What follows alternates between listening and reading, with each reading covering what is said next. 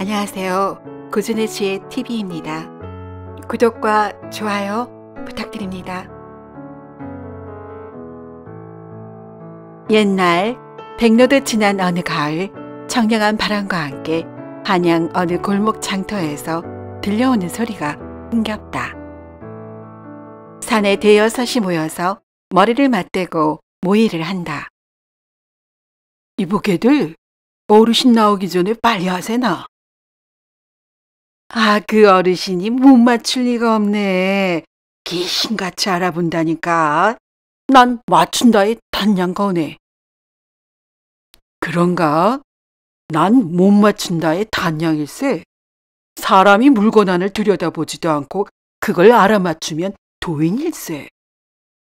사내들은 서로 모의가 끝난 후 태연히 나무꾼 주변에 띄엄띄엄 둘러서 있다. 이리저리 둘러보며 한 중년의 사내가 장터 안을 걷더니 나무꾼 앞에 멈춰서서 바로 앞에 놓인 뗄나무 한 묶음을 가리키며 성냥에 팔라고 한다. 아니 어르신, 어찌 하찮은 뗄나무 한 묶음에 성냥이나 치른단 말입니까요? 뭘 그리 염려하나. 그만한 값을 치를만 하네. 자, 이 돈을 받고 내주기나 하게. 아유, 너무 과한 값입니다요. 저야 좋기는 하지만. 몇 분이면 될 뗄나무 한 묶음을 성냥이라는 큰 돈을 지불하니 옆에 구경꾼들의 탄성이 여기저기에서 들린다. 뗄나무를 산 사내는 방금 샘을 치른 뗄나무 속을 헤집더니 성냥이 든 돈주머니를 펼쳐 보인다. 내 이럴 줄 알았지. 누가 내 재주를 시험하려고 뗄나무 속에 성냥을 넣어두셨단 말이오. 이 모습을 보고 무리의 사내들 사이에서 환호성과 장탄식의 소리가 번갈아 들린다. 동시에 구경꾼들은 이구동성으로 혀를 차며 중년 사내의 해안에 찬사를 보낸다.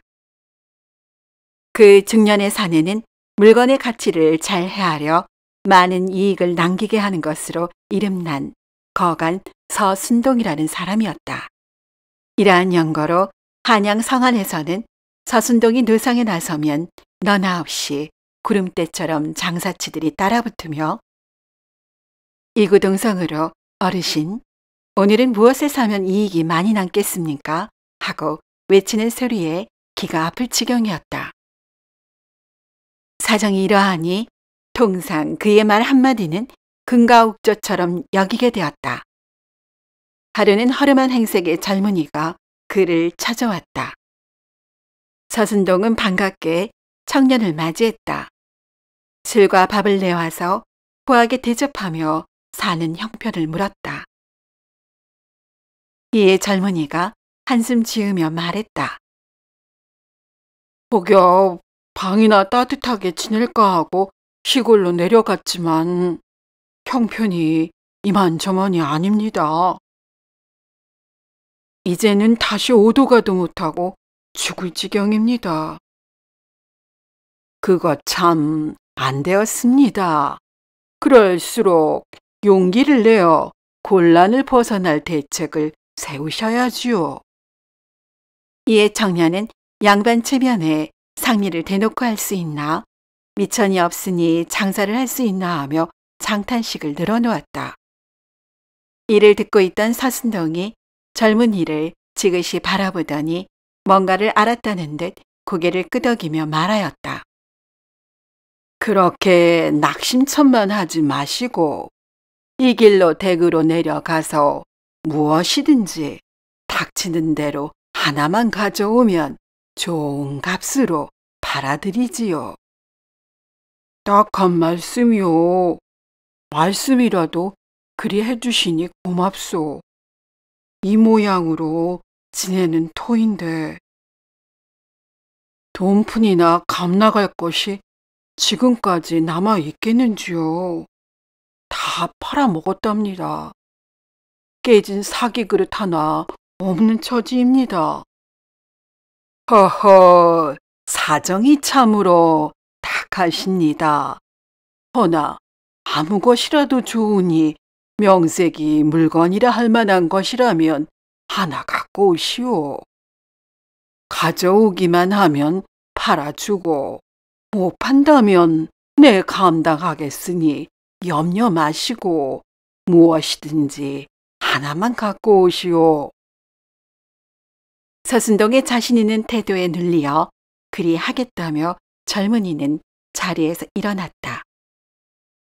젊은이는 김명건이라는 사람으로 원래 명문거족의 자손이었으며 할아버지 대에서는 판서 벼슬까지 하고 선치는 진사를 했다.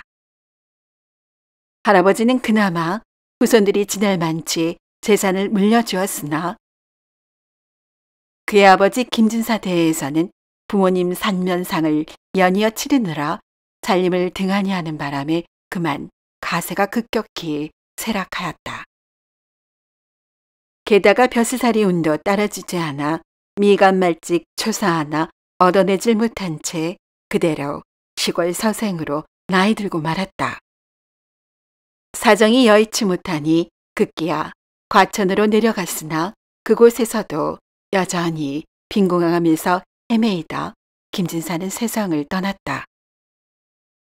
아들 김명건은 애통할 여유도 없이 가족 봉양에 힘쓰던 차에 살 길이 막막하여 한양 사는 사촌에게 도움을 청하고자 올라왔으나 그 일도 헛수고가 되었다.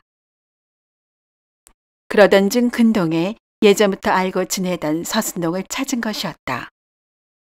김총각은 서순동의 말대로 집에 돌아와 집안 곳곳을 살펴보았으나 감나갈 만한 것은 하나도 보이지 않았다.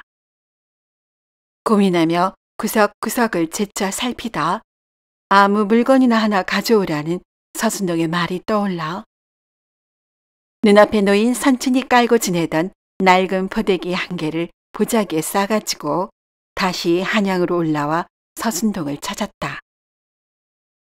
김총각은 차마 낡고 헌 포대기를 팔아달라는 말을 꺼내기조차 부끄러워 머뭇거리자 서순동은 이내에 알아차렸다는 듯 쾌활하게 웃었다.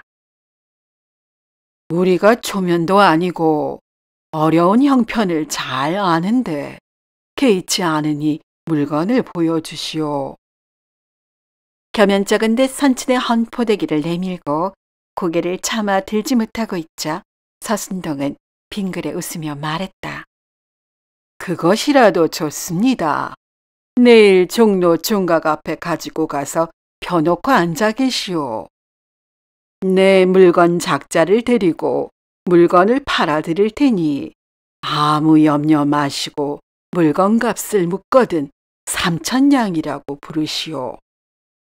3,000냥이라면 당시 시골에서는 바로 큰 부자가 될 수 있는 큰 돈이기에 김총각은 눈을 희둥그레 뜨고 터무니없다는 듯이 서순동을 쳐다보았다.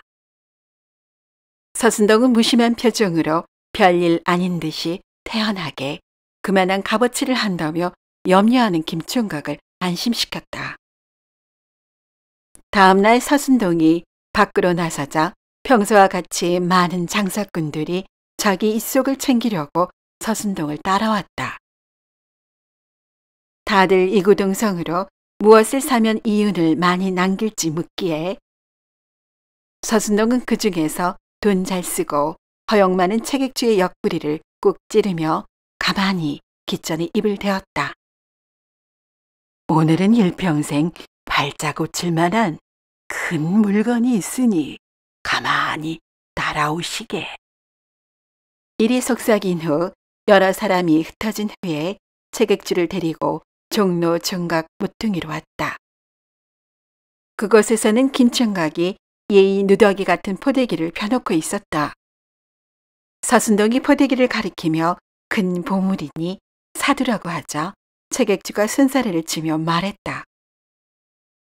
아니 저 누더기 말씀이요? 원참 돈을 주고 사기는 고사하고 윗돈을 얹어주며 가지고 가래도 안 가져가겠는데요. 여보게, 내 언제 자네에게 헌을 하던가. 특별히 자네를 생각하여 알려주는 것인데 그리 헛말을 하는가?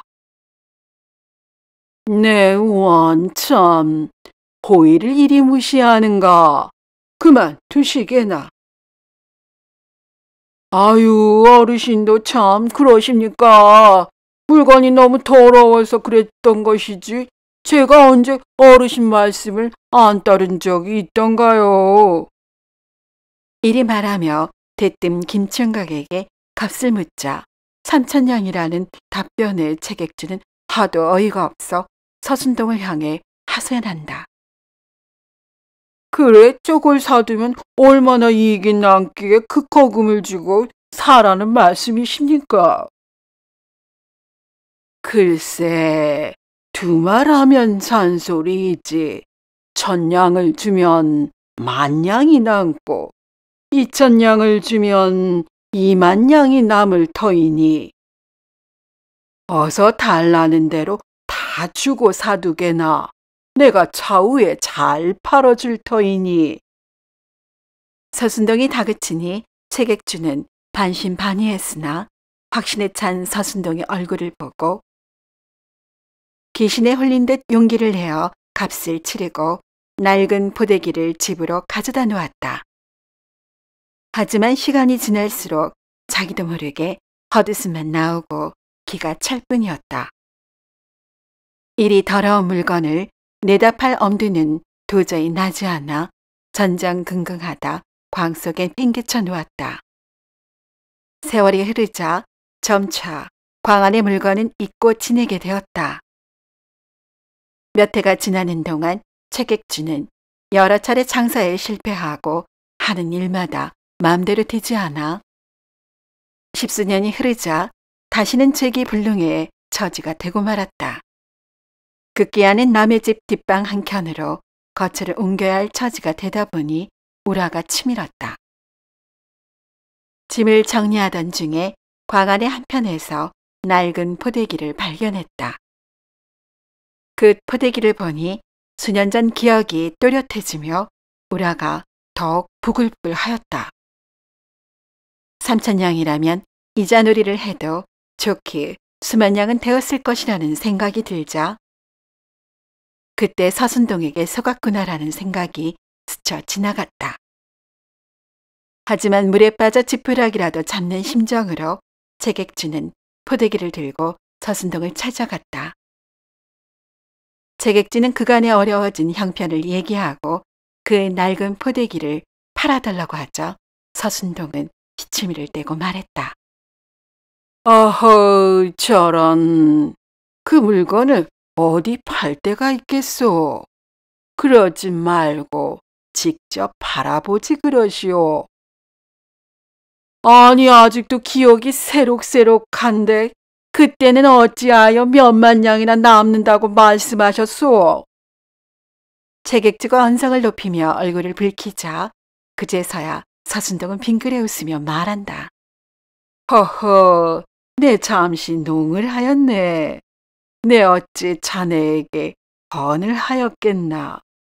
내 얼마간의 노자를 마련해 줄 테니 이달 안에 대구 가명 앞전에 장이 열리니 그곳에 가서 포대기를 팔아보게나. 반드시 임자가 나타날 걸세. 아니, 대구라면 한 번도 발걸음한 적이 없거늘 어찌. 말은 이리 했으나 이번에도 서순동이 확신을 하는 바람에 14나흘을 걸어 대구에 도착했다. 막상 장에 도착했으나 채객주는 누가 그 낡은 포대기를 큰돈을 주고 사가겠는가 하는 의혹을 떨칠 수 없어 며칠을 객점에서 머뭇거렸다. 채객주는 그 먼 길을 와가지고 그대로 돌아가기는 더욱 미련이 남아 어쩔 수 없이 창바닥에 포대기를 펼쳐놓고 사가기를 기다렸다. 지나가는 사람 중에 누구라도 자신을 쳐다보기라도 하면 혹시나 하는 생각에 채객주는 눈을 맞추려 애를 썼다. 하지만 열흘이 다 돼가도록 인자는 나타나지 않고 오히려 주변 상인들이 채객주를 정신 나간 사람 취급을 해 장바닥에서 내쫓는 상황에 이르렀다. 장바닥에서 내쫓긴 채객주는 그래도 장에서 벗어날 수는 없었기에 근처 골목으로 피해 들어가 포대기를 다시 펼쳤다. 장바닥에서도 오지 않던 손님이 골목까지 찾아와 낡은 포대기를 찾을 리는 만무하였다. 해가 뉘엿뉘엿 기울어 땅거미가 들이우기 시작하자 채객주의 심사는 복잡해졌다. 그놈의 서순동이가 나와 무슨 앤수가 져서 이같이 속이고 고생을 시키는가. 원망하는 마음이 울컥울컥 섰더니 마침내 그는 포대기를 불태워버리고 빌어먹어서라도 한양으로 올라가 서순동에게 대가를 치르겠노라고 다짐했다. 포대기를 불지르려고 너른 공터를 찾으며 이리저리 가명 근처를 살피던 중에 마침 넓은 마당이 나와 성큼 발을 들였다. 그때 뒤에서 가명의 나절들이 호령하며 채객주를 불러 세운다. 개석거라 이놈! 어찌 자빈이 야까지 들어온 것이냐? 썩 물러가거라! 이리 소리치던 나절들이 장마당에서 쫓겨난 저임을 알아보고 더욱 다그치며 소란이 일어났다. 그때 동원뜰을 거닐던 감사가 이 모습을 보고 채객주를 안으로 들이라고 명했다. 채객주는 아무 생각 없이 무심결에 들어왔는데 날벼락을 맞으니 그 낡은 포대기가 재수 옴붙은 건지 이제는 오늘 내 제삿날을 만드는구나 하는 생각에 주랭랑을 치려다가 다시 사령들에게 붙잡혀 사또 안전에 대령했다. 그런데 사또는 의외로 부드러운 음성으로 채객주에게 자초지정을 물었다. 채객주가 서순동의 말에 속아 낡은 포대기를 산 일이며 지금의 처지가 어떠하여 대구까지 오게 됐는지 소상히 말했다. 이 말을 듣는 중간중간 사또는 눈가에 맺힌 눈물을 훔치는 듯 하였다. 채객주의 말이 다 끝나자 그에게 다가가 다정히 두 손을 꼭 쥐었다. 여보시오, 나를 못 알아보시겠소? 내가 바로 그대에게 낡은 포대기를 판 그때 그 총각이라오. 채객주는 어찌 그때 그 총각이 이 자리에 있는지 어안이 벙벙하였다. 십수년 전 김총각은 낡은 포대기를 판 돈을 가지고 집으로 돌아가 유족하게 가족들을 보살폈다. 먹고 사는 문제가 어느 정도 해결되니 벼슬을 하여 집안을 일으켜야겠다는 생각에 과거 준비에 전념하였다. 몇 해 뒤에 김총각은 장원급제의 영광을 안게 되었고 순탄하게 승차를 거듭하여 경상감사에 제수되었다고 한다. 김감사는 의도한 바는 아니지만 자신에게 도움을 준 채객주가 다시 재기할 수 있도록 여러 거래를 주선하였으며 역량이 뛰어난 채객주는 그것을 발판으로 많은 거래를 성사하여 몇 해 지나자 수만 명의 이윤을 얻게 되었다. 한편 김감사와 채객주는 자신들을 도와준 서수동 누인에게도 고마움을 잊지 않았다. 많은 사람들은 어려움에 처했던 김총각에게 큰 기회를 준 선호인의 해안을 칭찬했으며 혹 주위의 어려운 형편으로 재주를 펼치지 못하는 젊은이들이 있지는 않은지 살피어 기회를 줄 수 있도록 해야 한다고 말했다고도 전해진다. 오늘도 이야기를 시청해 주신 여러분께 감사드립니다. 재미있는 이야기로 곧 찾아뵙겠습니다.